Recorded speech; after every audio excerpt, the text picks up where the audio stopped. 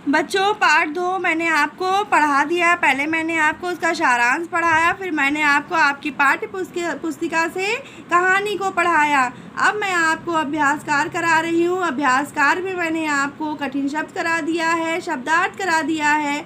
अब मैं आपको कराने जा रही हूँ प्रश्नों के उत्तर। तो आइए देखते हैं, कुछ प्रश्न दिए हुए हैं और हमें उन प्रश्नों के उत्तर करने हैं। तो आइए देखते हैं पहला प्रश्न क्या लिखा हुआ है।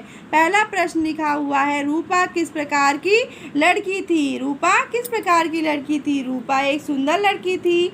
वह कम बोलती थी अतः उसे घमंडी लड़की मान लिया गया। वास्तव में वह दूसरों की सहायता करने वाली साहसी लड़की थी। प्रश्न नंबर 2 है, पिकनिक वाला स्थान कैसा था। पिकनिक वाला स्थान, उत्तर है पिकनिक वाला स्थान एक छोटी सी झील के किनारे था। कहाँ पर था। एक छोटी सी झील के किनारे पर था और वह वृक्षों से घिरा तथा फूलों की क्यारियों वाला था।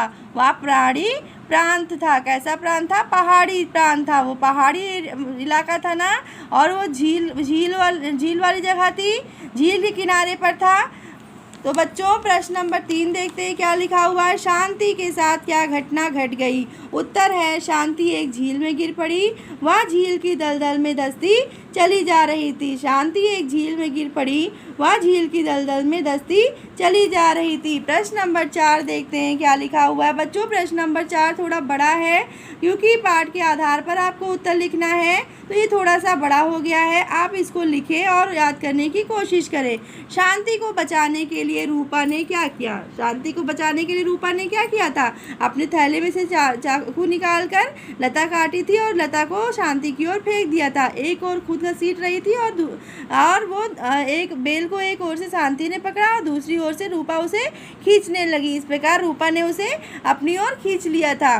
चलिए देखते हैं उत्तर क्या है। रूपा ने अपने थैले में से चाकू निकालकर एक लता को काटा और उसे शांति की ओर फेंक दिया। बेल को एक ओर से शांति ने पकड़ा और दूसरी ओर से रूपा उसे खींचने लगी। इस प्रकार रूपा ने शांति को कीचड़ से बाहर खींच लिया और शांति के प्राण बच गए। तो बच्चों प्रश्न नंबर 4 भी मैंने आपको बता दिया। अब आइए देखते हैं प्रश्न नंबर 5। प्रश्न नंबर 5 है, कहानी के अंत में रूपा का कौन सा रूप सामने आया। कहानी के अंत में रूपा का कौन सा रूप सामने आया।